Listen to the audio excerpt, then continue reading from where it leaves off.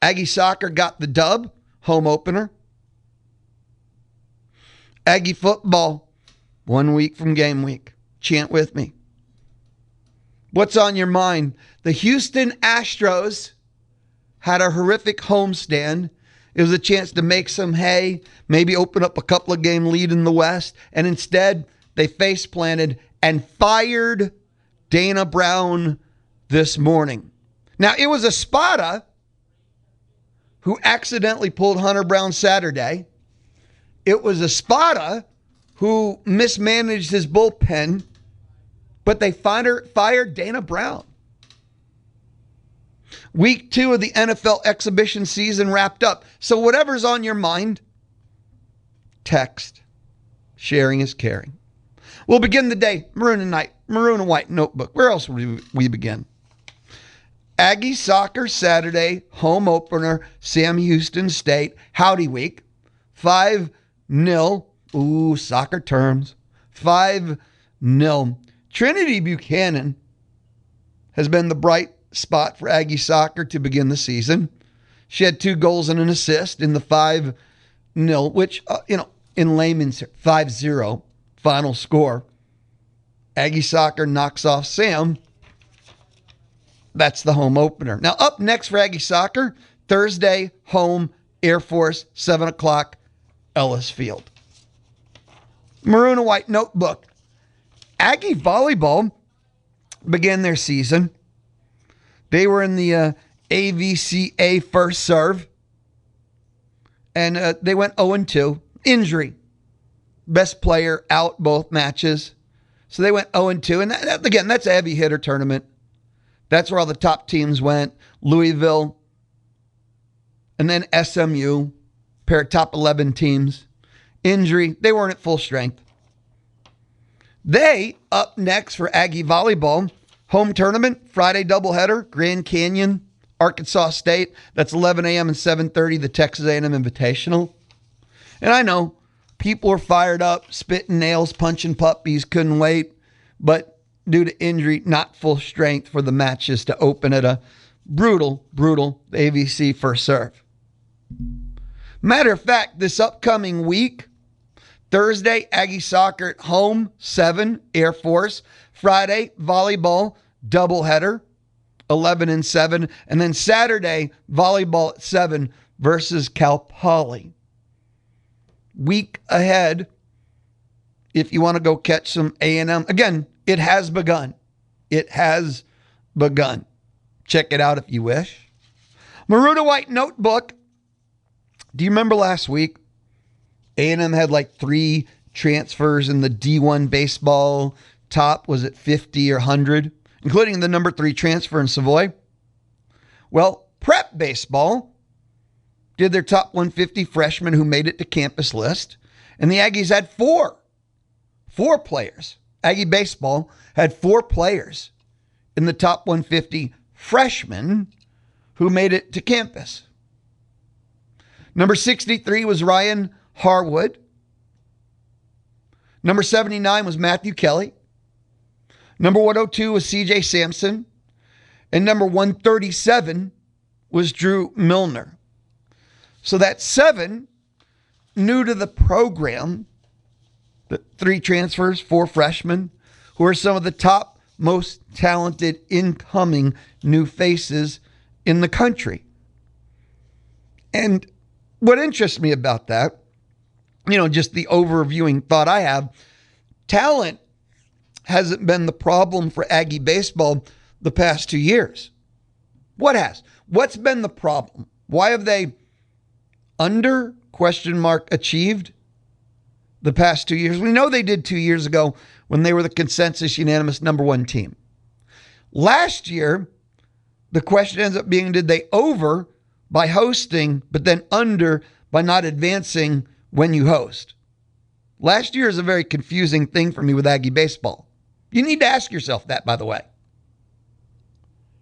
Because they were not supposed to host based upon preseason rankings expectation and ended up hosting. But once you host, I'm sorry, you advance when you host. Don't care. So in the end, Did they I know the program moved forward last year. Let's not make that mistake and not accept that or recognize that. They moved forward last year. Did they move forward as much as maybe some people wanted? Fair debate. But they moved forward. They just disappointed in the postseason. They came across a team that was peaking at, the exact right time. But what has been the problem? Injuries, end of season, both years. Heck, 2 years ago was injury pre, in, all, end. Just they really got devastated to an extent. 2 years ago is constant. Last year, could they have advanced if who's healthy at the end? So could they have advanced if they were 90% health at the end? I would have liked to have seen, how about you? And pitching last year. And they've addressed that, haven't they? I don't know, when you have health 2 years in a row, what's the norm? Are you unlucky? Do you have a program? I don't even want to speculate. You just don't know. That's how baseball go. But health for 2 years. And last year, pitching. And man, have they attacked pitching hard in the offseason. But they brought in, yet again, and talent's not been the issue for 2 years. That's not the problem. They seem to do a great job in adding Nolan Cain. The recruiting will even be greater. The Maroon and White Notebook here on the Louis Bellina Show, Monday edition, just getting started. The Athletic did their top 25 NFL players, 25 and under, which I wish I could say was young, but if the average NFL career is 4.5 to 5 years, get drafted at 21, that means what, 26, 27, good night all? Even though college football players getting 7th COVID years, 5 for 5, 6th, 7th years, you actually can get out when you're 23, 24, which means your NFL career can now be 28. So 25 and under could be the mid-mark at 24. Yeah, I wish nothing I just said was true or even close to right. Doesn't matter. By the way, I interrupt myself. I've been known to digress. I believe that the top story in college athletics is the Cleveland Browns tight end who asked to be cut by the Cleveland Browns so that he could go into the transfer portal and return to LSU is the most insane, stupidest, and absolute example of everything that's screwed up today in college athletics. I'm going to talk about that with Mitch Light at 12 o'clock. I could jump into it. I could have led with it today. I like the Maroon and White Notebook, what's going down in the universe we live in. When Mitch Light joins me at 12, who's an intelligent mind and a rational mind, we'll jump into that insanity. Because that is the most insane thing, that NFL players are asking and being cut to go into the college football transfer portal. We have reached a new tier and a new level of it's a bit, I comprehend it, but my mind does not want to. We've just reached a new level of wrong. And I'll say this, and of course, it's LSU and Lane Kiffin. I don't even want to say Lane Kiffin, as odd as that sounds. But if there's any school that was going to play reindeer games with this, of course it's LSU. I don't want to say, of course, Kiffin, but it's a good match. There's a reason why he's there. But of course it's LSU. Back to the Maroon and White Notebook. Back to our regularly scheduled programming. The NFL's top 25 players that are 25 and under, and it's the Maroon and White Notebook. Devon Achane pops up at 22 on the list, and I'm kind of like, I think he's better than 22. Some of the names that stand out: Panay Sewell, Tigers, number 1. Brock Bowers, Vegas, number 3. The Houston Texans have quite a few on this list. Will Anderson Jr. at 6, Derek Stingley Jr. at 7. I have a question. Dan Campbell Tigers, we're hitting that peak year, and everybody could not get enough of the Tigers because it's Dan Campbell's world and we all want to hang out in it. And then, things went sideways and nobody was talking about the Tigers again. Can we talk about the Tigers again since they have an expectation this year, or should I leave the Tigers alone? You tell me. CJ Stroud is at 19, and am I putting CJ Stroud in front of Devon Achane? Considering how CJ Stroud, imploded in the postseason.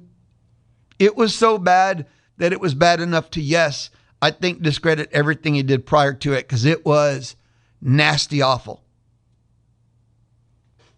But yeah, Maroon and White Notebook, Devon Achane, 22 of the top 25 players, 25 and under. How about we grab our first time out of the day?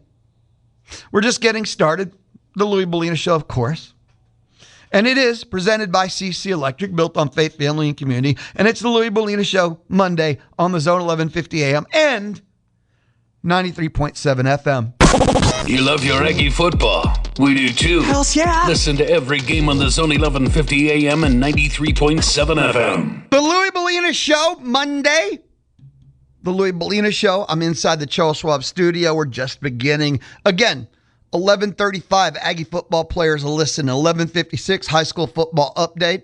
High school football preview thanks to Kelly Burke-Dozer. 12 o'clock, Mitch Light of the Athletic on the D4 Land Services hotline. College football, the national scene. 1 to 2 o'clock, the entire final hour. Obi, you might know him as Olin Buchanan, inside the Charles Schwab studio.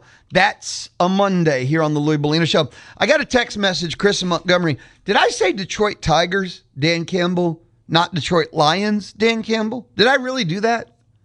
I've done worse, but yeah, okay. Detroit Lions, Dan Campbell. Thank you, man. Maroon and White Notebook. We continue. Aggie football time. I was doing the Zone Facebook work, part of each morning.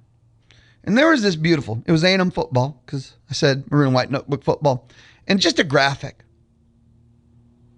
Football player, 12 jersey.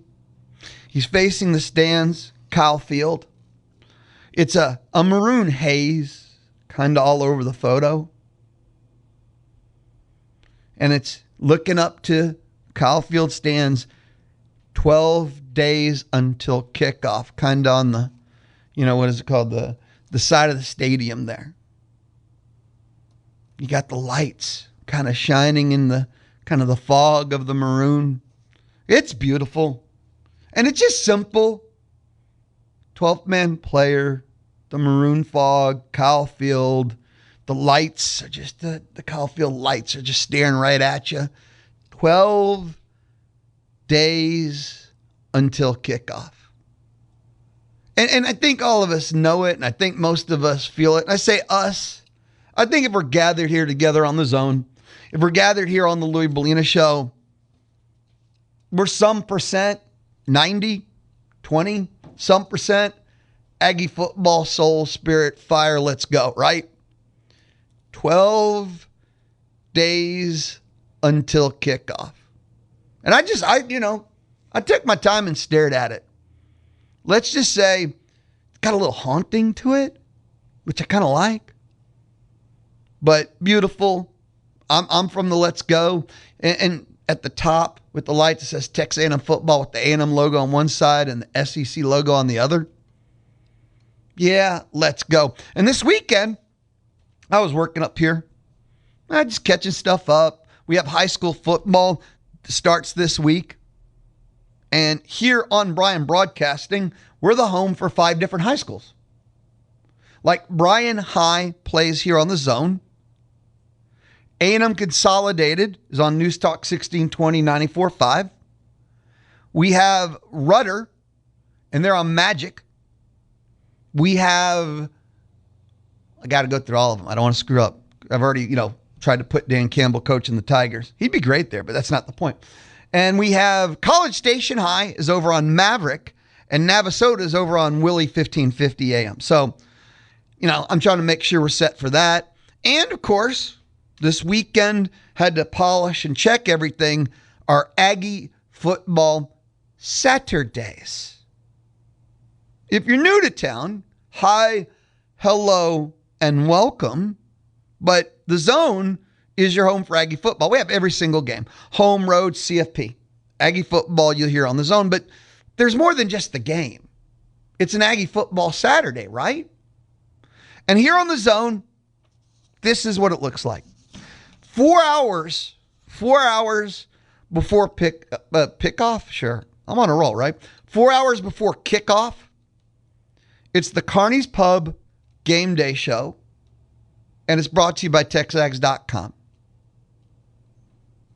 And you've got like me, Olin, and Cease when the Aggies are at home, and then you have Dusty, Bryce, and me when the Aggies are out on the road. So 4 hours before kickoff, Kearney's Pub Game Day Show, brought to you by TexAgs.com. Also for the home games, we're live from Kearney's Pub. So looking at Missouri State, that's a 6 o'clock kickoff at 2 p.m. a week from Saturday. Kearney's Pub Game Day Show, brought to you by TexAgs.com, live from Kearney's Pub. Olin and Cecil join me. Party on. 2 hours before kickoff, it's the A&M Tailgate Show. 30 minutes before kickoff, the official A&M pregame show. And then, of course, every single A&M game. And then 30 minutes after the game is over, after every A&M home game, the call-in show, the Kearney's Pub call-in show, brought to you by TexAgs.com. So when it comes to an Aggie Football Saturday, you basically wake up, or it's time to leave the house and you're going to your tailgate or you're running your errands or whatever you're going to do. You just turn on the Zone. And we'll be a part of your tailgate or a part of your game day. We're just part of the party. Pretty simple concept, right? Game day show, tailgate show, and a pregame show. The game itself or the call-in show. You don't really have to memorize things. Bam, I'm ready for my Aggie football hype. I'm turning on the Zone. Starts 4 hours before kickoff and generally goes on for 2 hours after the game. The Zone, 1150 AM and 93.7 FM. You can listen online, radioagaland.com. Zone app, got your back. And you can tell Alexa, play Zone 1150. That's your Aggie Football Saturday on the Zone. Now, something I thought was really cool. Last week, last week, you had the AP poll and the most overachieving, underachieving programs. The Athletic took a completely different view of this. As opposed to underachieving, they asked what were the best programs that haven't won a national title, and it wasn't ever. A long time counted. So it's not about under. It's just, you have to have success to underachieve. Like, why haven't you won it all? But not enough success seems to be the new standard. Because you can't underachieve if you're a losing program because no one expects you to achieve. See the difference? I like the way the Athletic phrased it. They came up with a methodology. They only went back 50 years. I like so many people are finally realizing college football's changed and nobody cares what happened in 1948 anymore. We looked at one that only used the CFP era, and A&M was a lot better than you thought. A lot better than history had. Whereas A&M was the number one most overachieving historical using the CFP era. Sure, they're still top 10, but you could see the progress that had been made during the CFP era. They used a scoring system to come up with this too. It's not just, this is how I think. You scored points to figure out how best you were, because these are the best programs that haven't won a championship since 76. Modern era-ish. A 50-year window, not 150, right? So you got points. Ready? National championship game appearances. Again, you didn't win it, though. Points. AP top 5 finishes. Points. Conference championships. Points. Major Bowl, BCS Bowl, college football appearances. Points. 10-win seasons. Points. Top 25 finishes outside the top 5. Points. And consecutive losing seasons. Ooh, is the only category that got you negative points. I really fell in love with this formula, system, you name it. I'm going to ask the question, simplified here. Who do you think was number one? I nailed it, by the way. I rarely do, so that's why I'm kind of, ha-ha. Who do you think was one? Who do you think was one? I nailed it. I got it. Number one's not Texas A&M, even though I'm going to tell you right now, A&M was 2. A&M is the second best program of the modern, defined by the past 50 years, that hasn't won a championship. With A&M, they scored 200 and no one cares about the points. It's just simple. A&M has had so much success. It's the reach the ceiling part that's been the difficulty part. That's it. And we know that. It's the ceiling. A&M, 2 top 5 finishes. A&M never has a losing season, basically. Never. We had a decade of excellence, a whole decade.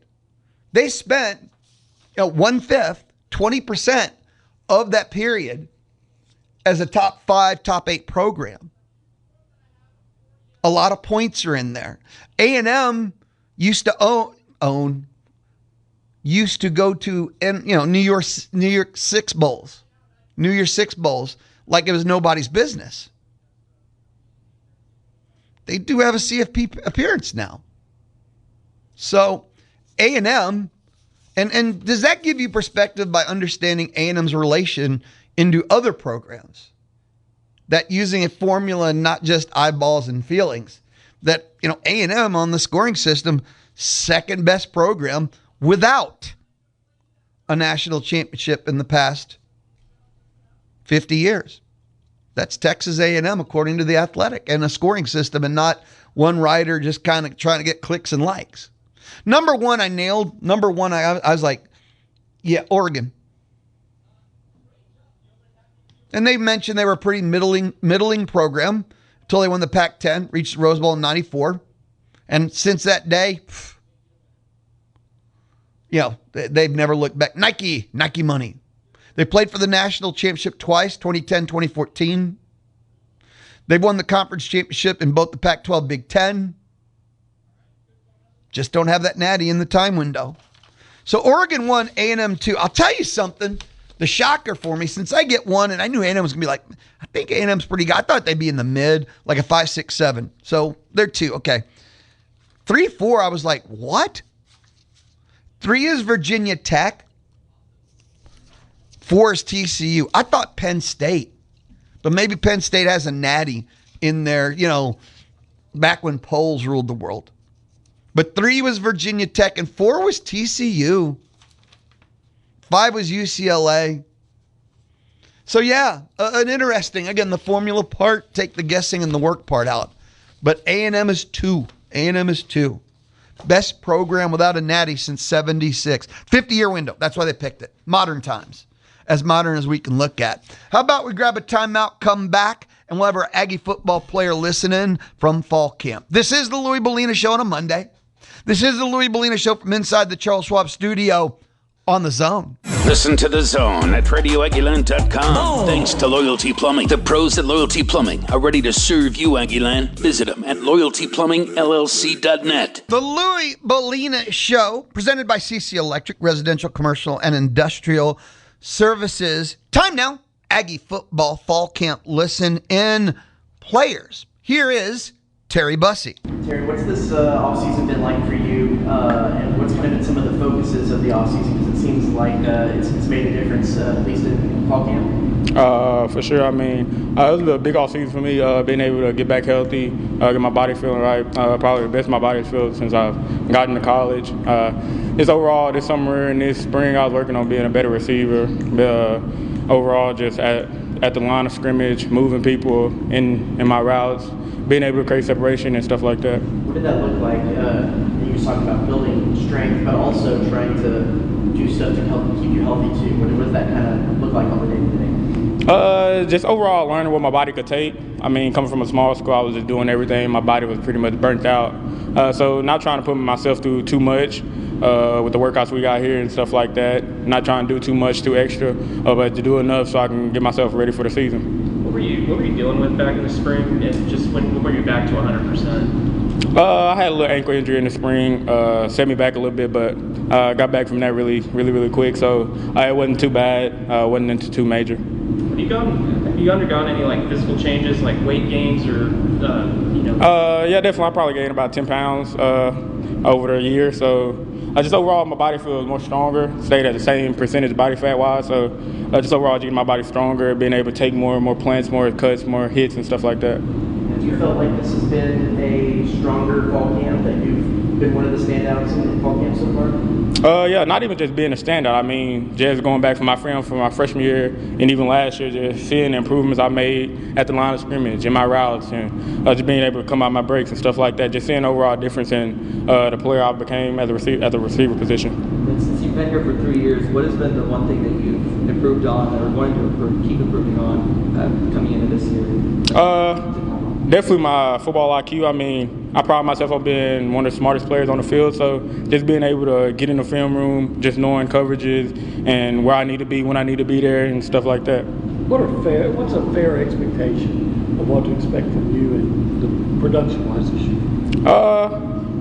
Probably just I'm going to do anything to help us win. Whatever I need to do to help us win, I'm going to do that. If it need to be a lot, I'm going to do that. If it need to be a little, I'm going to do that. So whatever it takes to win, that's what I want to do. It's the type of player I am. What you've seen so far, is there anything that this offense can do that maybe they couldn't do last year? I wouldn't say nothing we couldn't do last year, but I mean, I feel like we got a lot more guys that's matured and that can make plays. I mean, you can put the ball in anybody's hands and it could be an explosive play just like that. So I mean, just feel like we got more depth in the rooms and feel like we can do a lot more with a bunch of different people. Talk about the growth you've had over the last couple of years and just how you felt physically and the body changes. Has there been like a moment where it felt like it kind of clicked for you and you kind of felt like, hey, like this is what I've been trying to get at all the time? Definitely in the spring. I mean, first day out there, I mean, I was out there feeling good. But probably running out there even in the warm-ups, I'm like, it's the best my body felt since I've been here. So just overall, just being able to feel good. I mean, you feel good, you play good. So just being able, my body feeling good. Maybe that one-handed catch a couple weeks ago, they put it on social media and everything. Do you feel like that was a highlight of the fall camp for you so far, or do you feel like that maybe was a culmination of the work you put in the offseason?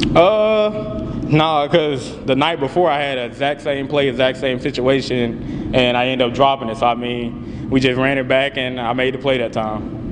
What do you think maybe the biggest adjustment between the injuries and coming from a small school and changing positions, was that kind of hard for the first couple of years, and you feel like now it's just kind of all clicking come together for you? The changing position stuff, it wasn't hard. I'm an athlete. I feel like I can do that. It was just overall just understand what my body can take and what it can. I mean, as you get older, as you grow, as your body matures, you can't put too much stuff on your body. You can't do too much extra, too much little and stuff like that. So just overall learning what my body could take and stuff. That body has obviously changed a little bit. So what kind of reaction have you got when you go home to Tennessee? Nah, everybody say I look a little thicker, a little bigger. I mean, that's what come with growing up. All right. Your versatility, just being able to, play different positions, running back, jet sweeps, all those kind of things. What does that bring to this offense, and what do you kind of enjoy the most of all the different things you can do? Just coming from the quarterback position, you mean you had a ball in your hands every play, and you want that. So, I mean, just being able to go everywhere, do everything. I mean, it's overall a fun experience. You get to see the football game from a different perspective every time. That helped you a lot? playing quarterback to be able to do all those different things? Like, what ways maybe did that help you? I would definitely understanding schemes and not just routes and stuff like that, understanding where people supposed to be, when they're supposed to be there, the timing of the routes, when I need to get here, when I need to break and stuff like that. I mean, it helped really a lot. Coach Wiggins said this, told us that the receiver room is kind of like the Avengers. Is that something they just tell y'all, or is that something he's talking about he just tells us, or is that something he talks about with y'all? No, we definitely know that. We know everybody in that room got their different skill sets and stuff like they really good at. I mean, we all could do pretty much everything, but you got guys that can do pretty much that, like their main focus. I mean, you got Ashton Betharome. I mean, he's a blazer. He can run routes and stuff like that. Then you got big body Zay. I mean, he'll speak for himself. You got Mario Craven and stuff like that. If Mario and Ashton are blazers and Isaiah's a big body, how do you describe yourself? I mean, you pretty much mix them both together. You get me. I'm playing. I mean, I feel like I pride myself on being able to do everything. A little bit of big kind of receiver, fast, shifting, and stuff like that. Pretty much wanted to be able to do everything. As you put on those 10 extra pounds, have you found, was there any adjustment period in any parts of your game, or is there things that you kind of discovered, I can do that now that maybe I couldn't did it before? I wasn't as big as on like leaning on guys and stuff like that. I mean, I was always strong, so I could do it. But now I feel like I put my body in between people, make catches that I probably couldn't make a year ago. Are you an Avengers fan? Yeah, a little bit. If you were an Avenger, which one do you think you'd be?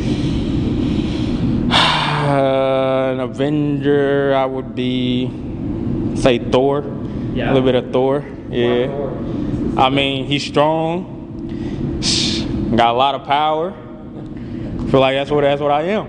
Yeah, I feel like that's the type of player I am. For special teams, what do you think you bring to kickoff this year? You had a great year last year. Is there anything different you think you'll be able to bring kickoff return? If I get enough opportunities, I mean, I feel like I could reenact some of the stuff I did last year even more. What would a successful 26 season look like for Terry Bussey? Winning the national championship, winning the SEC championship. Appreciate it, Terry. Yes, sir. Thank y'all. Tell me that was not the most perfect answer in the world. They asked him, tell me what a perfect season would look like for Terry Bussey. And his answer, he didn't hesitate. He didn't think. There was no need there for him to go over it. What would the perfect season? National championship, SEC championship, end of conversation. I got another player for you. Met with the media Saturday after fall camp practice, TJ Searcy. So TJ, you were part of a really strong defensive line last year with three other guys got drafted. Yes, sir. So when you look around, what's around you now? What's kind of your appraisal, the scouting report from a guy that's been there? Yeah, as far as the defensive line we got this year, I think we got a lot of depth. I feel like we might got a little bit more depth than we do even last year with them guys going to the league and stuff like that. We got a lot of young guys and our Porter guys who came in. I feel like they're going to make great contributions to the team. Texas A&M had one of the best pass rushes in the country last year. It's probably expected that it won't be quite as good last year. What do you think potentially this pass rush? Yeah, God willing, we trying to grow on what we had last year. God willing, it should be better than it was last season.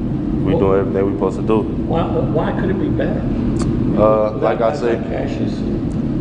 say, we got depth this year. We got more guys this year that it's like it shouldn't never really be anybody on the field who's tired. And then how are you better? Yeah, this year I done just got exponentially better as far as using my length, getting off the ball, pass rushing, just being more vocal.